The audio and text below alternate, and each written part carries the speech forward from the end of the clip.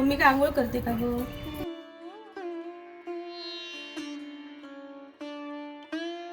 नमस्कार मंडळी, मी कोकणची ताई. तुम्हा सर्वांचं आपल्या कोकणची ताई या चॅनलमध्ये सर्वांचं मनापासून स्वागत आहे. तर आज आहे आपला वर्षाचा म्हणजे नवीन वर्षाचा दिवस, तो म्हणजे गुढीपाडव्याचा. या दिवशी ब्रह्मदेवांनी या सृष्टीची रचना केलेली आहे आणि आपल्याला एक काल म्हणून कालचक्र असतं, म्हणजे 12 महिने हे त्यांनी माणसांना सांगितले, म्हणजे रचना केली याची, आणि त्यानंतर आपण हे वर्ष साजरं केलं जातो. तर या वर्षाची सर्वांना खूप खूप शुभेच्छा आणि सर्वांना हे वर्ष सुख शांती समृद्धीमध्ये आणि भरभराटीमध्ये जावो ही ईश्वरचरणी प्रार्थना. तर मंडळी चला, आज आहे पुरणाचा बेत, तर आपण पुरणाचा बेत करणार आहोत. त्याआधी सर्वांना खूप खूप शुभेच्छा दिलेच आहेत. आणि तुम्ही काय करताय आज? पुरणपोळी काय अजून काय वेगळा बेत असेल तर मला नक्की कळवा कमेंटमध्ये. चला तर मग मी बनवतोय पुरणाची पोळी. त्याच्यासाठी मी पुरण फेटून घेते जरा गूळ घालून. तुमच्याकडे काय करताय आज नक्की सांगा. आणि आपल्या कोकणी परंपरेत किंवा काय नाही गोडधोड असतात आहे ना, आणि मी असं आहे जम्मू, त्यामुळे म्हटलं काहीतरी करूया थोडासा.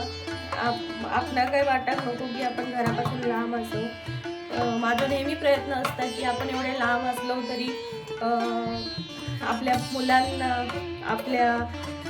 म्हणजे मुलांना किंवा आपल्याला असं वाटायला नको आपण घरापासून खूप लांब आहोत. आणि मुलांनाही जर आपण सण साजरे नाही केले तर त्या सणाचं महत्त्व नाही कळणार, बरोबर ना. तर माझं प्रत्येक वेळी हेच असतं की मुलांना समजायला पाहिजे की आपण कुठला सण साजरा करतो, त्या सणाचं महत्त्व काय आहे ते सगळं समजायला पाहिजे. आणि आणि कोकणात माहिती आहे ना तुम्हाला, प्रत्येक सणाचं वेगळं महत्त्व असतं. आणि या दिवशी गुढीपाडव्या दिवशी कडुलिंब आणि गूळ दिलं जातं. आणि याचा अर्थ असा असतो की आपल्या आयुष्यात कधी सुखाचे दिवस येणार आहेत तर कधी दुःखाचे दिवस येणार आहे. आणि ते दिवस आपण नेहमी पार करून, म्हणजे त्या दिवसांना सामोरे जाऊन आपण झटलं पाहिजे, पुढे गेलं पाहिजे. हेच असतं खरं आयुष्य.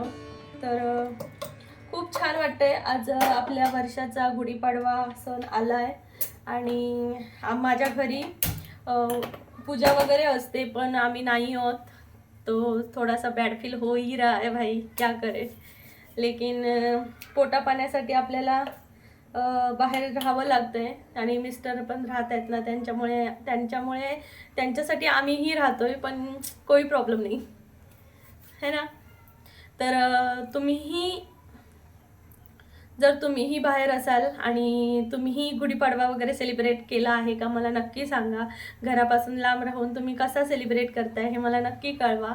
तर चला, आपण आता पुरणपोळी स्टार्ट करते. सगळी तयारी झाली की मी भेटते तुम्हाला. ओके. तर मंडळी, आता पुरणपोळीची तयारी झाली आहे. एका साईडला मी पीठ मळलं, एका साईडला पुरण तयार करून घेतले. आता डाळ लावली आहे आणि आता राईस लावणार, डाळ लावणार आणि पुरणपोळी. आणि बघू अजून काय काय जमते करायला. तर हा ब्लॉग तुम्हाला कसा वाटला ते मला कळवणारच आहात तुम्ही कमेंटमध्ये, हे नक्की आहे ना. आणि पुरणपोळ्या बनवतानाचं पण दाखवणार आहे की मी कशा पुरणपोळ्या बनवते, फुगतात की नाही हे महत्त्वाचं आहे. म्हणजे माहिती आहे ना, पुरणपोळ्या आपण बहुतेक वेळा करतो आणि फुगत नाही, काय नाही. तर बघू आता पुरणपोळ्या फुगणार आहेत का, तो शॉर्ट मी तुम्हाला दाखवतेच पुढे. तर जॉईन राहा पूर्णपणे या पूर्ण ब्लॉगमध्ये. तर मंडळी, अर्ध जेवण झालेलं आहे माझं. तर मी बनवलं आहे मसूरची आमटी बनवली आहे, अख्खा मसूरची आमटी. आणि दुसऱ्या साईडला बनवलं आहे मी राईस, आणि त्याचसोबत बटाट्याची कातऱ्याची भाजी बनवली आहे, आणि पुरणपोळ्या आणि पापड लोणचं, असं आजचा बेत आहे. तर चला, मी आता पुरणपोळ्या बनवते. तर हे बघा, भात बनवलाय, बटाट्याच्या कातऱ्याची भाजी, लोणचं, पुरणपोळी आणि अख्खा मसूरची आमटी बनवली आहे. गुढीपाडव्यासाठी असं स्पेशल मी थोडक्यात असा केला आहे बघा. या सर्वजण जेवायला.